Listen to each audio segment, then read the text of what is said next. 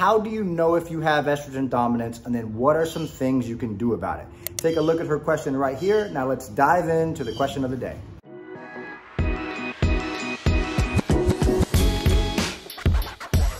Provide you some action items that you can do immediately to help improve estrogen dominance if you happen to have it. Let's dive into the video and pull out the whiteboard. All right, does this work? Now let's flip it. I'm gonna go this way. There we go. Let's go this way. So how to determine estrogen dominance. We're gonna walk through a couple easy to understand steps here. And I'm gonna break it up into sections so that y'all can essentially determine whether or not you have estrogen dominance. In order for you to know whether or not you have estrogen dominance, there's some really easy to understand steps. But number one is, I will tell you this, don't try looking for a problem if there's not a problem, okay? Now, the number one thing you must do is get your blood labs done. A lot of people are walking around and they're saying, I have estrogen dominance. I must have estrogen dominance because I can't lose weight. You need to get blood labs done. Otherwise, you have absolutely no idea if you are estrogen dominant or not. So what do you need to have checked, and when do you need to have it checked? Number one hormone you need to have checked is going to be progesterone, okay? Now, this is the calming hormone in the female physiology, and this is gonna be very important for you to have checked to be able to determine whether or not you have estrogen dominance. The second hormone you're going to want to check is estradiol, or your E2 estrogens, which is responsible for reproductive health. Now, there are actually 3 different types of estrogens, in which we probably won't dive into those in this video, but one of them is estrone, which you do need to pay attention to, especially if you have a family history of breast cancers or other things like that. Definitely pay attention to estrone. Estradiol, the E2, is what we're going to be checking in this blood panel to determine estrogen dominance. So if you happen to believe you have estrogen dominance because maybe you're experiencing really bad PMS or really bad bloating, weight gain, depression, anxiety, kind of very irregular moods, maybe even irregular bowel movements, things like that, we want to make sure that we can get blood labs done. Now, how do we get blood labs done? Pretty simple. I highly recommend you go through a company called Life Extension, okay? Now, lifeextension.com is a phenomenal website that you can go through and order something called a weight loss comprehensive panel. Our clients go through the same process, and they can get these blood labs done for about $200, in which you will have a lot of different things that will be checked that you typically cannot get from your primary care physician. Now, for progesterone, you're looking at usually wanting to be in the range of maybe 10 to 15 nanograms per milliliter, okay? Now, for estrogen, anywhere from a 30 to a 450 picograms per milliliter is preferred, all right?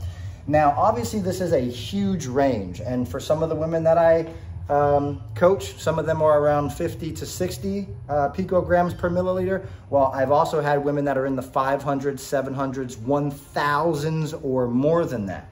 And typically the women that maybe suffer from PMDD or really intense, really bad periods. And so pay attention to that number. When are you supposed to have labs checked? Because I can tell you, hey, go ahead and get your labs done, but you don't even know when to get them. And based off of this hormonal kind of flow chart that I have here, you'll see that estrogen actually spikes right before ovulation, drops back down, and then kind of waves and climbs through day 20 to 23 of the normal functioning menstruation cycle. And so you actually want to get the blood work done between 2 various time points. When progesterone spikes here, the other one is when estrogen spikes here. So these are the time points in which you want to have your blood labs done so that we can get a really good understanding of the progesterone to estrogen ratio at this specific moment in time. Now, I will mention this. There is a lot of interpersonal variability, okay? Not every woman cycles 28 days. Not every woman cycles 31 days. There are women that have 34-day cycles. I've seen 41-day cycles. And in some more extreme cases of hormone dysfunction, you would have women that are battling things like polycystic ovarian syndrome and hypothalamic amenorrhea and even perimenopause, which all of those things need to be taken into consideration when you're going to get blood labs done. So with that being said, we have a progesterone score that you'll get after you get your blood labs back, and that is going to be in nanograms per milliliter, and that is progesterone. And you're also going to have a estrogen score that's going to come back in picograms per milliliter. And then what we essentially need to do is we need to go online and we need to go to omnicalculator.com, O-M-N-I calculator.com, and you will input your numbers. So your E2 estrogens and your PG progesterones, you're gonna put those in and it's gonna give you a over 100 or a less than 100 score. Now, just so that you guys are fully aware of how extreme this can get, and hopefully you can see it here in my video, but I have seen 0.5 progesterones. I've even seen 0.3 progesterones. I've even seen 0.2 progesterones, okay? But then I've also seen estrogens, 200s, 300s, 450s, 700s, 1,000, right? And so what we need to do is we need to go to omnicalculator.com and plug in those numbers. Now it's either going to give you less than 100, which is flagged as estrogen dominant. So anything under 100 is going to be flagged as estrogen dominant. Now in the more extreme case, you would see a number that comes back like maybe a 2, okay? Or you may even see something that's like a 10. Or a 20, or a 30, or a 40, or a 50, or a 60, or a 70. Now, the higher that number gets, the less worry you should probably have with regards to your estrogen dominance.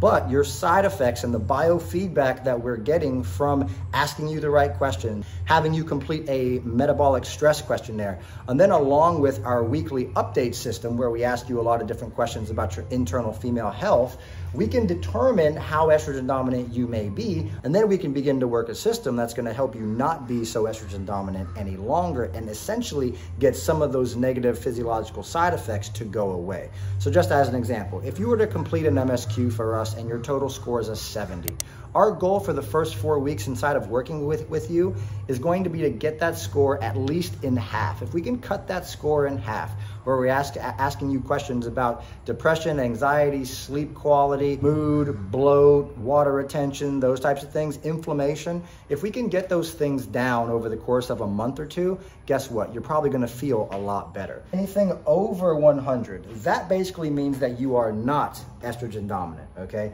Anything over 100, you probably don't have anything to worry about. But again, anything under 100, you probably have something to worry about. So with that being said, a couple of examples that I've seen is a 0.5 progesterone in combination to a 200 E2 or estradiol estrogen. And the total amount there would actually be like a 2.5. I'm gonna come down a little bit so you guys can see what I'm writing.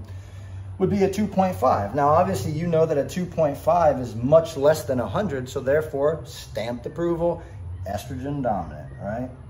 Now, for somebody that has a 15 progesterone, which I have seen before, so these are typically going to be women that are not under a lot of stress. And be mindful that progesterone can be negatively influenced by how you diet yourself, by how much exercise you're doing, how much stress you're under. It can also be negatively impacted by this thing that I didn't talk about here. Where is it at? There it is, birth control. So birth control makes women estrogen dominant. Birth control, typically the estrogen and progestin-based hormonal contraceptives that women utilize, obviously to prevent pregnancy, shut down progesterone, okay? Now, if you shut down progesterone on purpose, what do you think then becomes the dominant hormone? Estrogens, okay? So all birth controls make women estrogen dominant. Very important for you to understand that. Now, as far as a case that would not be categorized as estrogen dominant, if you've got a 15 progesterone, obviously you're probably not on a hormonal-based contraceptive. And then you could have a 125 E2 estrogen, and that score would come out as a 125. And you can obviously see here that 125 is higher than 100, and therefore this would be flagged as not estrogen dominant. So they likely do not feel any of the negative side effects of estrogen dominance. Now, if you go through that whole process and you do everything that I mentioned, you get your blood labs done at the right time, you've gotten the results back, you plug them into Omni Calculator, and you come to find out that you have estrogen dominance, here are 3 things that you can do immediately to likely help improve some of those symptoms. Number 1 is going to be actually focusing on losing body fat, okay? Now, estrogen and body fat typically kind of go hand in hand. They typically follow each other. So if you could lose even 10 pounds of body fat, in many cases, you can actually lower estrogens. Now, obviously the art of fat loss has a lot to do with calorie restriction, moving more and things like that. But what I would recommend for the majority of you is to seek an evidence-based health coach to actually help you get some of that body fat off of your body.